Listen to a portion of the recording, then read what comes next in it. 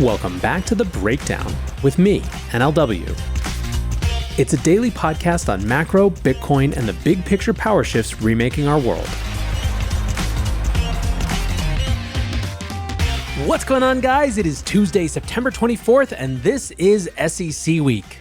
Before we get into that, however, if you are enjoying The Breakdown, please go subscribe to it, give it a rating, give it a review, or if you want to dive deeper into the conversation, come join us on the Breakers Discord. You can find a link in the show notes or go to bit.ly/breakdownpod. Hello, friends. Well, as I said, for those in crypto policy, this is SEC Week. It's the final week of the regulator's fiscal year, and the SEC is expected to jam in a few final enforcement actions to boost their already record numbers. We also have Gary Gensler facing a pair of oversight hearings on Capitol Hill. Wednesday's Senate Banking Committee hearing should be a fairly sedate affair, but all eyes are on the House hearing. All 5 commissioners are present to give testimony, giving them an opportunity to speak out against the SEC's crypto strategy. SEC Week got off to a really bad start for the regulator on Monday, as they received another dressing down in federal court.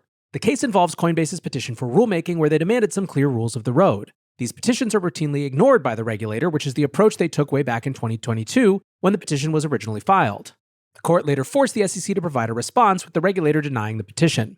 They claim that existing securities law is perfectly workable when it comes to digital assets. Further, they argued that it's important that the SEC retains discretion around when and how to conduct rulemaking. Coinbase appealed the SEC's denial, bringing the case to a head in oral arguments on Monday in front of a panel of 3 judges.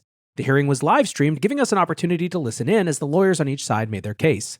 The thrust of Coinbase's argument was that the SEC had acted in an arbitrary and capricious manner. They said the current regulations are unworkable and that it was fundamentally unfair that the regulator had not provided details on how to come in and register. Coinbase has been attempting to register and comply with U.S. law since at least 2021, attending over 30 meetings with SEC staff that year. The SEC fired back that they have no obligation to conduct rulemaking on this topic. The SEC lawyer said, if Coinbase wants to arrange its business in a way that does not comply with the existing regulatory framework, that does not establish a right to have the framework adapted to meet their business. The judges seemed to agree that the SEC had discretion around rulemaking, but were baffled by the way they exercised their discretion when it comes to crypto policy. They were extremely hesitant to sign off on the SEC's approach, which one judge characterized as, "We won't tell you the answer until we prosecute you." The SEC's logic folded up into a pretzel as the scrutiny continued. The judges asked how a crypto exchange is supposed to operate if they are not allowed to custody assets as a clearing agent, but must do so as a broker-dealer. Keep in mind, these are judges with decades of legal experience between them, and they seemed unable to figure out how Coinbase could comply with the SEC's view of the law. One of the judges even quipped that it looks like the SEC is attempting to kill off the industry. SEC lawyers suggested that there is no requirement that securities law can actually be complied with. Larry Florio, the general counsel of 1KX, said that this was, quote, one of the craziest things I've ever heard. The validity of a federal law isn't based on the ability to comply with the law. By all accounts, the hearing was an utter train wreck for the SEC, who are trying to argue that their crypto rules are clear and workable. Jake Travinsky, the chief legal officer of Variant Fund, tweeted, listening to this, an SEC counsel keeps saying digital asset securities to the court. 2 weeks after, different SEC counsel apologized to a different court for the confusion they caused by saying crypto asset securities. But we're supposed to know what the rules are?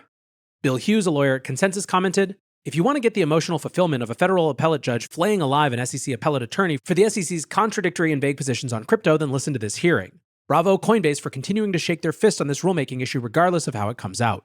And that's really the rub of the hearing. While the judges didn't seem to understand or tolerate the approach, the question isn't whether they like it, it's whether it's legal. Bill Hughes picked up a hint of uncertainty from the judge when they asked Coinbase's counsel, what do we tell them they have to do? Hughes commented, making an agency engage in rulemaking sounds like a tall order in this oral argument. Court might agree with you, but still not say that you win. On the other hand, this was a public dismantling of the SEC's strategy. This was a panel of appellate judges questioning whether a federal regulator is upholding rule of law and coming to a fairly stark conclusion. Even if they decide against Coinbase, it makes the SEC's approach even more untenable. Based on this hearing, it's difficult to see how it could survive the inevitable Supreme Court challenge. Travinsky commented, it's dangerous to predict the outcome of a case based on oral argument, but wow, the SEC just got roasted. It's past time to put an end to the SEC's unlawful campaign of regulation by enforcement. The Third Circuit might do it. Hello, friends. Before we get back to the rest of the show, I want to implore you to join me at Permissionless. Permissionless is the conference for crypto natives by crypto natives, and the reason it's so important this year is that despite regulators' best attempts to push industry founders, devs, and executives out of the US, the United States remains the beating heart of crypto. Today, the tide is turning. Policymakers have pivoted from fighting crypto to embracing it. Literally now we are in a major political party's platform, which will lead ultimately to the creation of new financial products, new applications, and ultimately new adoption. Permissionless is the conference for those using and building on-chain products. It's home to the power users, the devs, and the builders. And perhaps more importantly, I will be there. The location is Salt Lake City, the dates are October 9th to the 11th, and tickets are just $499. If you want to get 10% off, use code BREAKDOWN10. Go to the Blockworks website, blockworks.co. There will be links to register for the conference, and again, you can use code BREAKDOWN10 to get 10% off. Moving on, ahead of this week's oversight hearings, Patrick McHenry and Cynthia Lummis laid further groundwork for questioning in a letter to the SEC. They urged the regulator to rescind SAB 121, an accounting rule which functionally prevented banks from offering crypto custody. Aside from a bipartisan vote to repeal the rule, the lawmakers noted that the SEC is now apparently picking favorites. We recently discussed how SEC staff are apparently issuing exemptions to a handful of large custodian banks and leaving smaller state banks out of the process. The lawmakers contended that, quote, instead of recognizing this failure and rescinding the guidance, the SEC has only caused further confusion, working with certain institutions to avoid the balance sheet reporting requirements. These consultations, completed on a case-by-case and confidential basis, do not provide the transparency or certainty needed to ensure SAB 121's requirements are consistently applied across different institutions. They said the use of staff guidance instead of notice and comment rulemaking was, quote, not appropriate and violates both the spirit and the letter of the Administrative Procedure Act. The letter gathered 29 signatures from Republican House members and a further 13 from the Senate, just to give an idea of how many lawmakers will be lining up to take their shot at Gensler's SEC this week. Also getting out ahead of the hearing, Republican Commissioner Mark Uyeda sat down with Eleanor Terrett of Fox Business to give his views on SEC overreach. Making his position extremely clear, he said, we have not provided the rules of the road for crypto other than to declare they are nearly all securities, nor have we provided a practical pathway to comply with our rules. Instead, we have wasted time and money on crypto enforcement actions that provide limited guidance at best.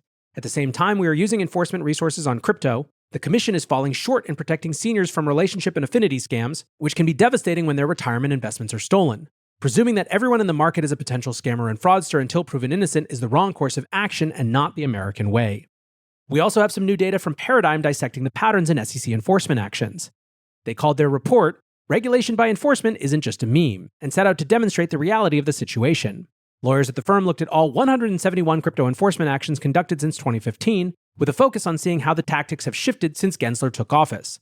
They found that cases are now far more likely to go to court. The report said, litigation has always been one of the SEC's primary tools for enforcement. What is novel here is that the SEC is using litigation to decide policy, instead of going through the process of finalizing rules after they have gone out for public comment.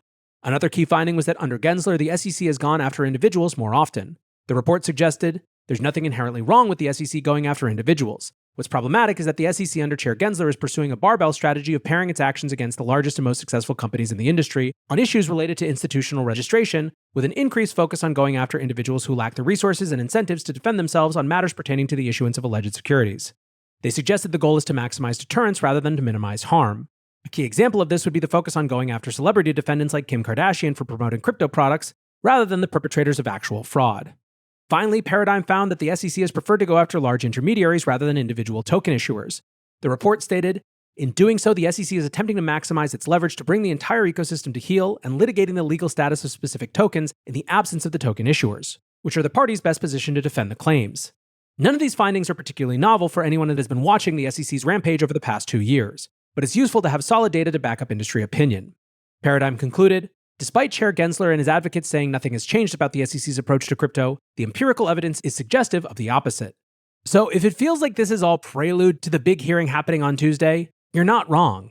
I'm currently traveling, so we're going to cut this one a little bit short this week, but we will have plenty to talk about in the days to come as we get more from that hearing. For now, it feels like we're reaching something of a crescendo when it comes to this SEC, and boy, am I excited to move past to the other side. For now, though, that's going to do it for today's breakdown. Until next time, peace